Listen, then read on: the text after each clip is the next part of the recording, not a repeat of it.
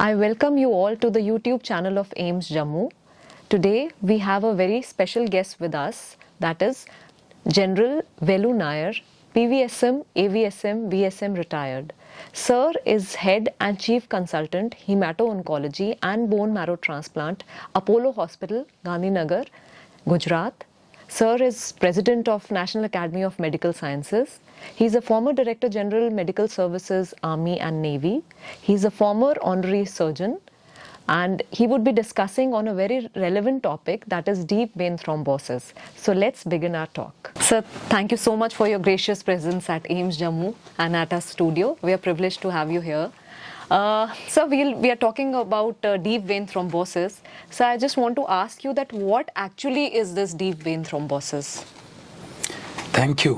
Firstly, let me tell you, I'm delighted and honored to be in AIMS Jammu, which I think is a wonderful place, campus, faculty. I've been here for 2 days and I have been most impressed by this college and how it's been sort of, brought up in such a short time to such a good level of functional efficiency. So I think, let me start with that. I have come here basically to take part in the NAMS conclave. NAMS stands for the National Academy of Medical Sciences. So we have brought up some task force reports, and one of them is on thrombosis. And I had the privilege to be the chairman of that particular task force. So thrombosis is something which is not understood by the lay public, the common man. Thrombosis का मतलब है कि खून जम जाना. The blood becomes thick and gets clotted. And that is the commonest cause, especially ये कुछ condition में ज़्यादा पाया जाता है, like people who are very obese, people who have cancer. जी. People who have polytrauma, आजकल रोड ट्रैफिक एक्सीडेंट्स कितने होते हैं, जो polytrauma है, they are also prone. जो पोस्ट ऑप बहुत इमोबिलाइज रह जाते हैं for 2, 3, 4 days after orthopedic surgeries, after prolonged abdominopelvic surgeries.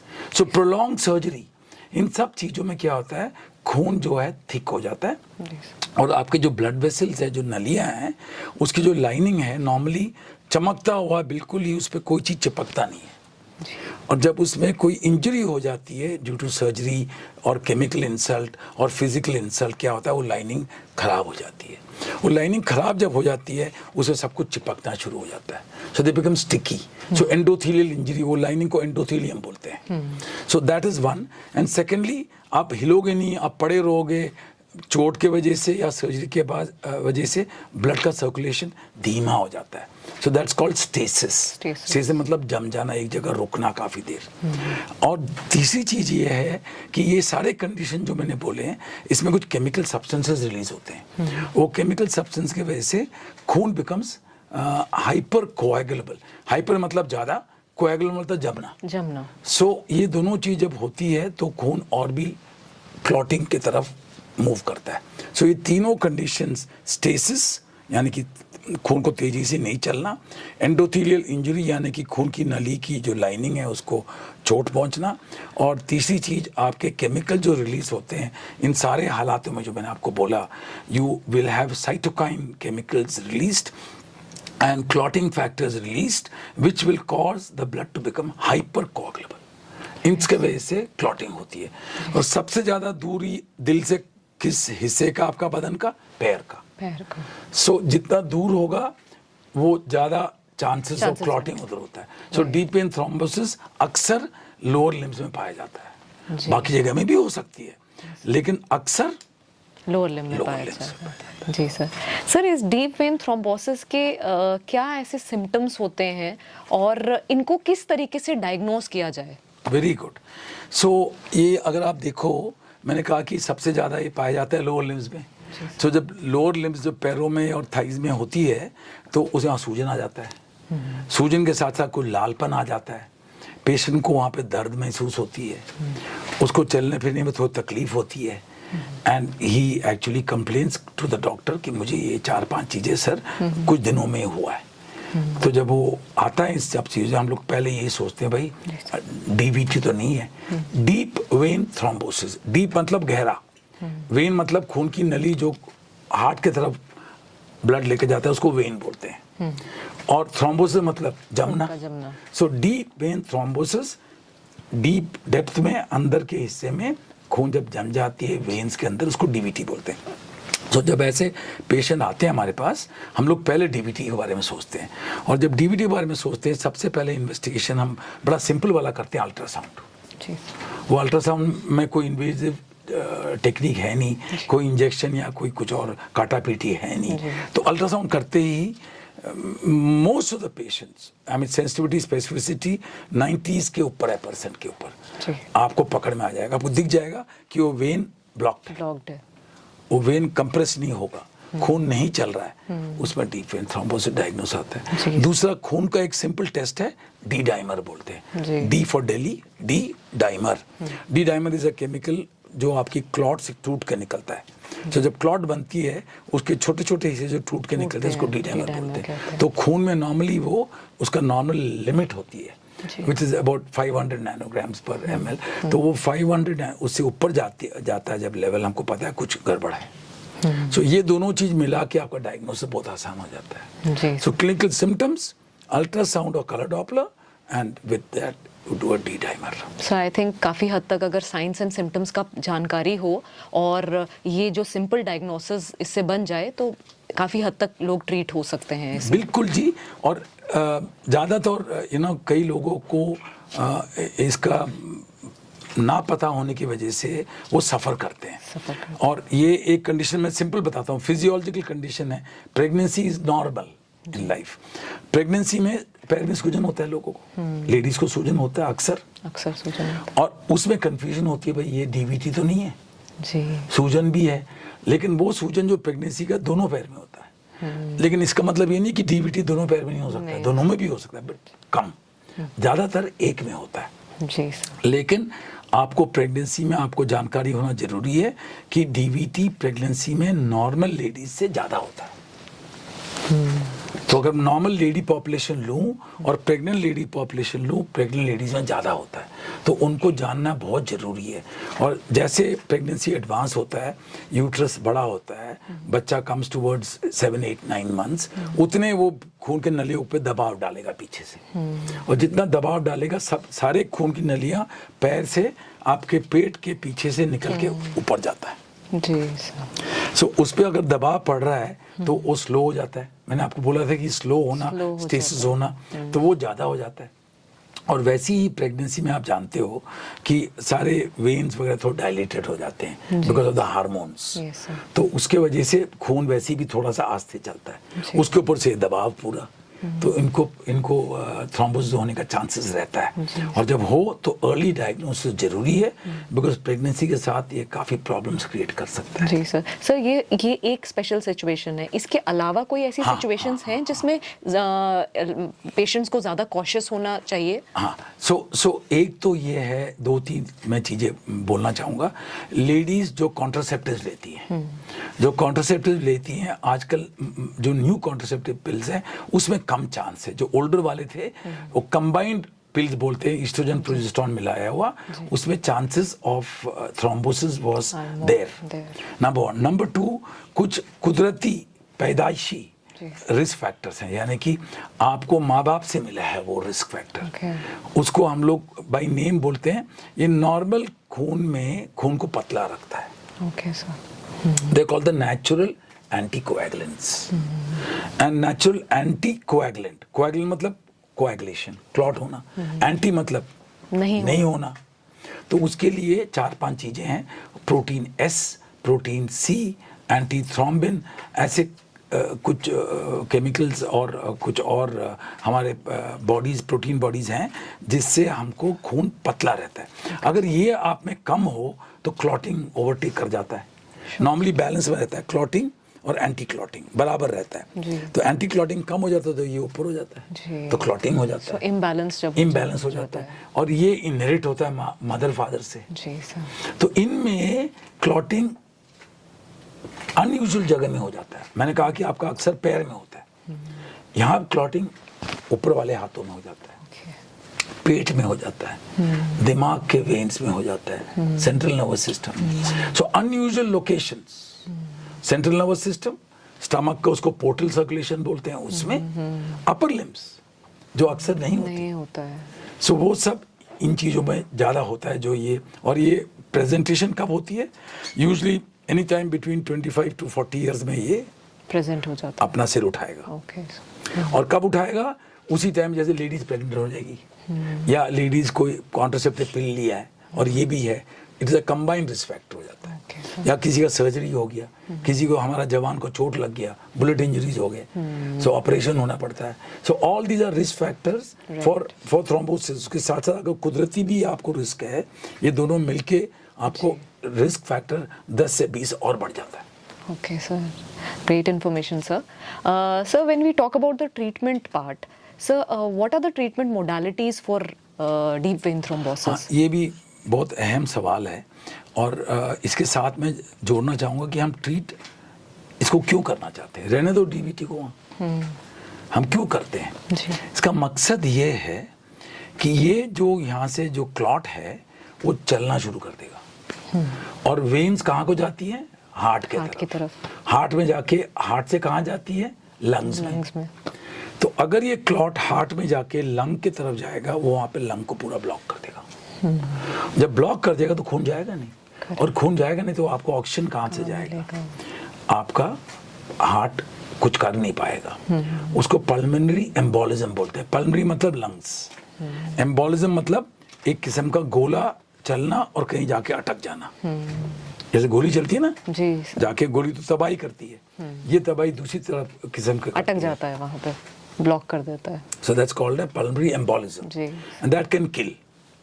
10% hospital में जो डेथ्स होती हैं वो पल्मोनरी एम्बोलिज्म की वजह से होती है। लोगों को पता ही नहीं होता क्योंकि पोस्टमार्टम नहीं होता, पता ही नहीं लगता।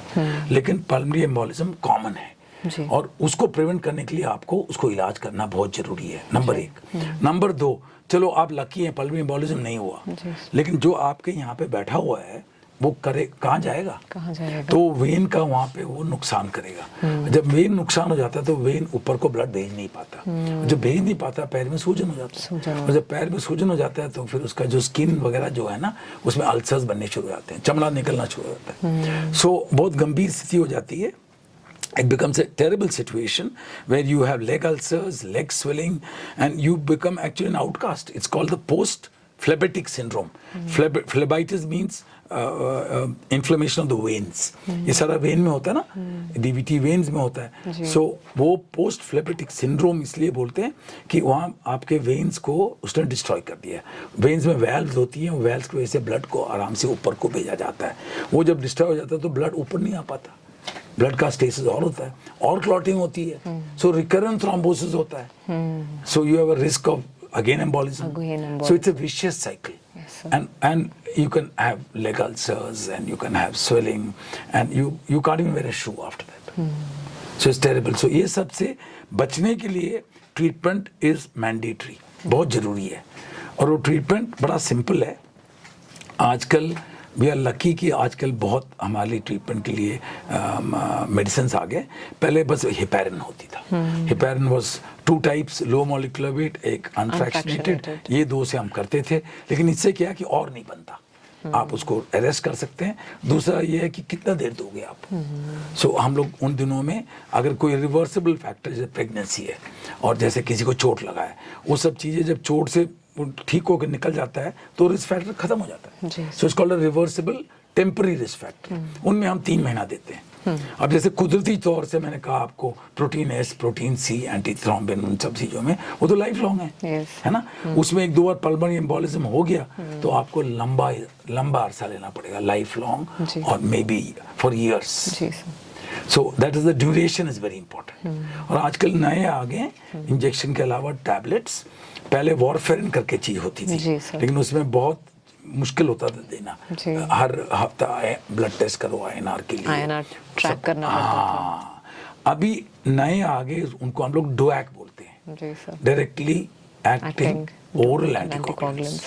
तो इसमें क्या है, कोई टेस्टिंग नहीं करना है, कोई मॉनिटरिंग नहीं करना है, और आपका फिक्स डोज देना है।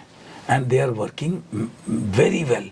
एंड आजकल सब लोग वही लेना चाहते हैं, लेकिन वो सब जगह आप दे नहीं सकते, लेकिन most of places you can give it. And India में बनना शुरू हो गया। बहुत कॉस्टली था पहले, लेकिन अभी बड़ा अफोर्डेबल है। That's a great news, generic बन गया है। That's very nice, sir. Sir, regarding the government initiatives, मैं जानना चाहूँगी कि सरकार ने क्या क्या किया है। डीवीटी एक जो बीमारी हमारे सामने आई है गंभीर रूप से, सो इसके लिए सरकार क्या कर रही है सर? तो हेल्थ जो है हमारे देश में एक स्टेट सब्जेक्ट है। तो स्टेट्स एक तो अपना ओन इनिशिएटिव लेती है, एक सेंट्रल गवर्नमेंट लेती है। Central government ministry of health करती है सारा इसको इनिशिएटिव्स, और उसमें कुछ थिंक टैंक है, जैसे हमारा national academy of medical sciences है। मैं उसमें काउंसिल मेंबर हूँ और अभी मैं उसका प्रेसिडेंट भी इलेक्ट हुआ हूँ। तो हम लोग ने टास्क फोर्सेस बनाए जो प्रॉब्लम्स अभी तक हमारे पूरे हल नहीं हुए, unmet needs, challenges in health care. तो उसमें एक था थ्रोम्बोसिस। Okay sir. तो उसके लिए हमारी टास्क फोर्स बनी है, उस पर हम चर्चा कर रहे हैं कल से। तो ताकि सेंसिटाइजेशन हो, डॉक्टर्स को भी, पब्लिक को भी और आम जनता को भी पता हो। जी सर।